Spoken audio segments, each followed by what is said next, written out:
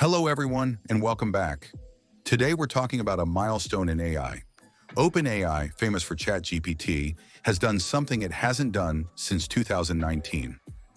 On August 5, 2025, the company released two open-weight language models, GPT OSS 120 billion and GPT OSS 20 billion.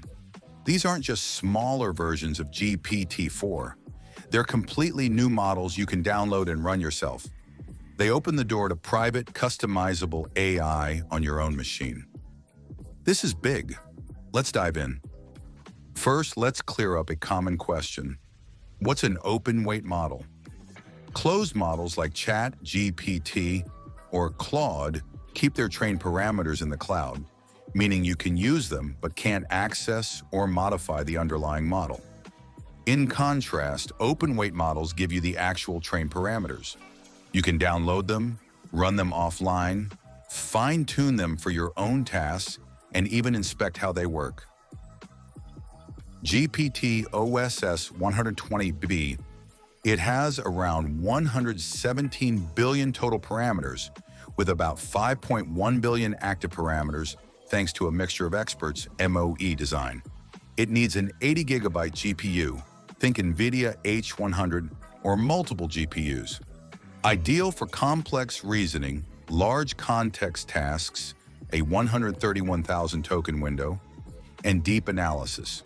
Performance benchmarks suggest it rivals or surpasses OpenAI's proprietary O4 mini model on many reasoning tasks. GPT OSS 20B, about 21 billion parameters with 3.6 billion active. Thanks to quantization, MXFP4, and MOE, it can run on a single consumer GPU or roughly 16 gigabytes of VRAM. Think of this as the high-performance sports car you can actually park in your garage. Great for personal AI assistants, coding copilots, on-device chatbots, or research tools. It performs surprisingly close to the larger models on math and coding tasks. Both models share some important traits.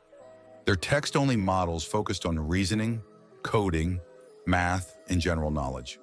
They support chain of thought, COT, reasoning with adjustable effort levels, meaning you can ask them to think more or less deeply. They offer tool use and structured outputs, so they can call functions, run Python, or produce JSON when integrated into an agent.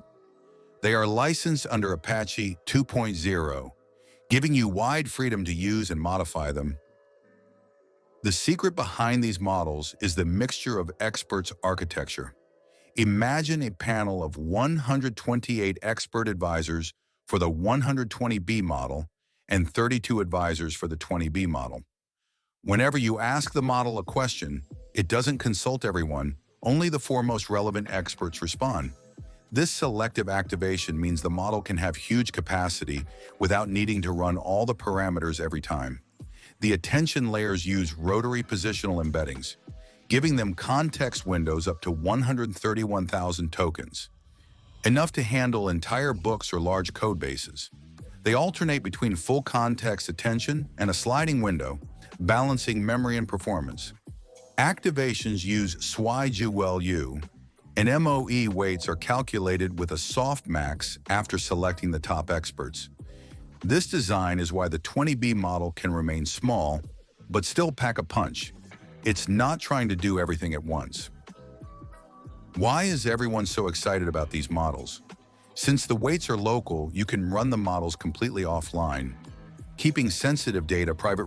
That's a big step for industries like healthcare, law, or finance where data can't leave the premises. You can fine-tune these models on your own domain data. Hugging Face's documentation even provides LoRa and script examples for fine-tuning. Running locally or via on-prem infrastructure means you bypass API fees and latency. The models were designed to be efficient. For example, the 20B variant can operate at 256 tokens per second on an RTX 5090 GPU. They're already available via Hugging Face, AWS Bedrock, Azure AI Model Catalog, NVIDIA's Ollama integration, and even AMD's ROCm stack. This means you can choose the platform that fits your hardware. AI is entering a new era, one where you don't just use models, you actually own them. And I'm excited to see what you'll build. If this video helped you, please hit the like button, subscribe, and turn on notifications. In the next video, I'll show you how to run GPT OSS on your own computer, step by step. See you soon.